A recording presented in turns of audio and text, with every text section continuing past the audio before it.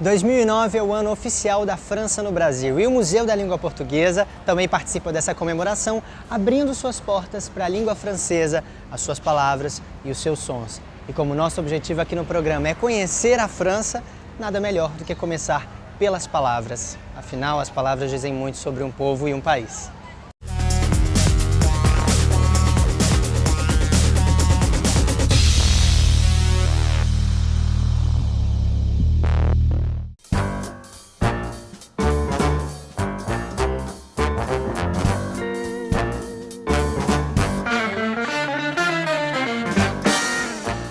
Começa agora o nosso trajeto aqui, o francês no Brasil, em todos os sentidos. Vamos comigo. Paresseuse, par essence elle est paresseuse, est-ce vraiment la paresse, trop de quoi ou qu'est-ce? Beth, o que as línguas latinas têm em comum, sobretudo o francês e o português, o que aproxima uma da outra? É fácil falar dessa aproximação, são duas línguas irmãs, sendo que o francês é o irmão mais velho e o português o irmão mais novo. Se nós formos falar dos 4 irmãos que compõem esse grupo de línguas neolatinas, derivadas do latim, da antiga Roma, nós vamos ter o francês, o irmão mais velho, o português, o espanhol e o italiano como irmão caçula.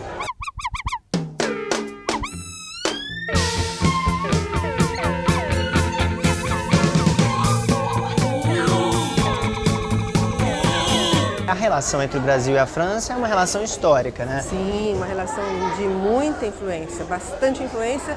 E essa coisa começou logo depois que o Brasil foi descoberto.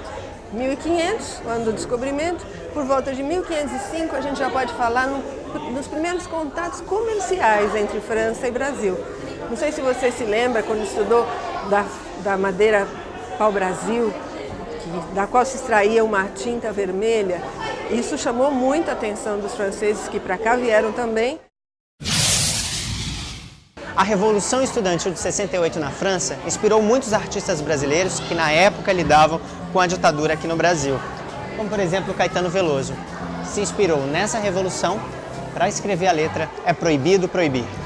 A mãe da Virgem diz que não, e o anúncio da televisão, e estava escrito no portão.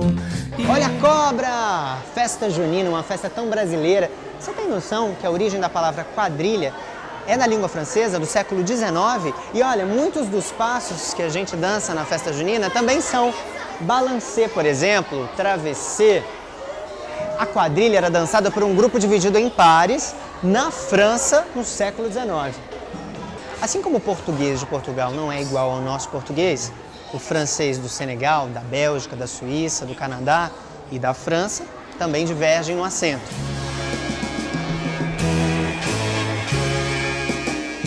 Caminhando contra o vento, sem lenço, sem documento, no sol de quase dezembro, eu vou. Nós vamos ter vários ambientes aqui em que as palavras vão surgindo e vão sendo identificadas e reconhecidas como nossas.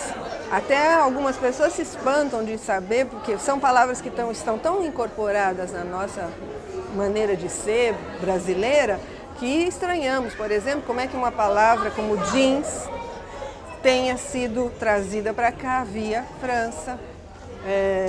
Nós temos lá no corredor onde fica uma montagem do espaço urbano, que é o ônibus, o ponto do ônibus, e acompanhando toda essa montagem de espaço urbano, estão lá as palavras que vêm para falar de moda, de tecidos. Então a exposição, ela é montada com esse intuito de mostrar os vários campos de influência onde essas palavras entraram e permaneceram entre nós. Como se fosse dentro de uma cidade. Como se fosse dentro de uma cidade.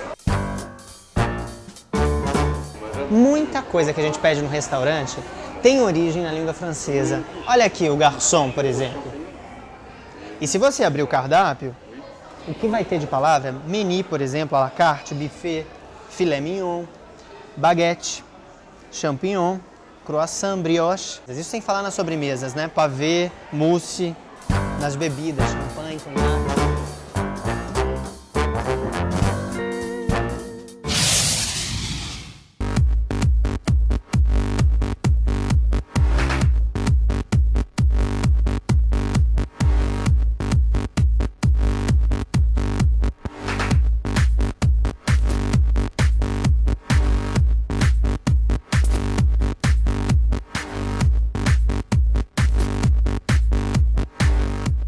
Na segunda parte do nosso percurso, eu me deparei com essa música. Je t'aime, oui je t'aime. Todo mundo conhece, né? Pois é, ela foi composta por um dos mais importantes artistas franceses, Serge Gainsbourg. Mas a obra desse poeta não se resume a uma música, muito pelo contrário. Para dar conta de toda a história dele, foi organizada essa exposição aqui no Sesc Paulista. E é por ela que a gente caminha agora.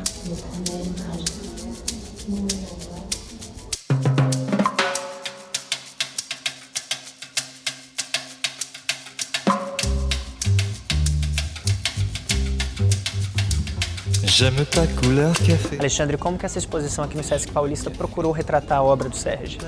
Então, na verdade, o curador dessa exposição, que é o Frédéric Sanchet, que é um artista que trabalha com som, na verdade ele pensou essa exposição como uma instalação sonora, proporcionando essa sensação de labirinto mesmo, tanto de imagens quanto sonoro, né?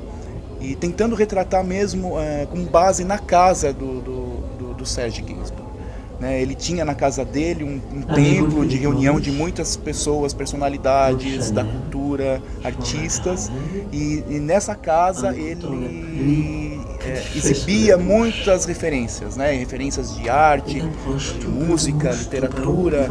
Como que ele conseguia reunir num trabalho de alguma forma esse apelo pop, né, de vendas, e quer dizer, ele é uma pessoa que já vendeu muito também, vendeu muitos discos, e ao mesmo tempo com um trabalho com uma qualidade, um refinamento, uma elaboração que não é costumeiro num trabalho feito para tanta gente. Na verdade, essa é a questão muito importante dessa exposição, que é a questão da imagem, né? Da imagem que ele se coloca e da imagem nesse período, né, a partir da década de 50, com o fenômeno da comunicação de massa. Então ele realmente é muito emblemático nesse sentido de explorar a imagem, a própria imagem no sentido mercadológico e no sentido pessoal. Então, na verdade, ele consegue, né, trazer para si os elementos eruditos, os elementos populares e transformar isso numa forma de uma expressão que foi de gosto do público e que caiu aí na... É por isso que se diz que a obra dele é ambígua? Exatamente, né? Carrega muitas ambiguidades, né? Tanto nessa questão do trabalho com a imagem pública, a imagem privada, quanto questões também sexuais e de comportamento e de liberação do comportamento das pessoas nesse período dos anos 60, né? O Serge Gainsbourg foi um artista polêmico, né, Alexandre? Exatamente, né? A gente tem alguns momentos polêmicos, né, na carreira dele. Na década de 60 foi muito polêmica a composição da música Je t'aime non plus, né, que é uma música que gerou muita polêmica em torno dela, desde a sua gravação, e tem muitos questionamentos se os gemidos são feitos mesmo na hora né, que ele fazia sexo com a Brigitte Bardot ou não, ou se isso foi uma simulação. Mas na verdade o que a gente vê hoje que foi um grande golpe de marketing mesmo, que ele era mestre em fazer isso, né? De explorar a sua própria imagem e de ser polêmico.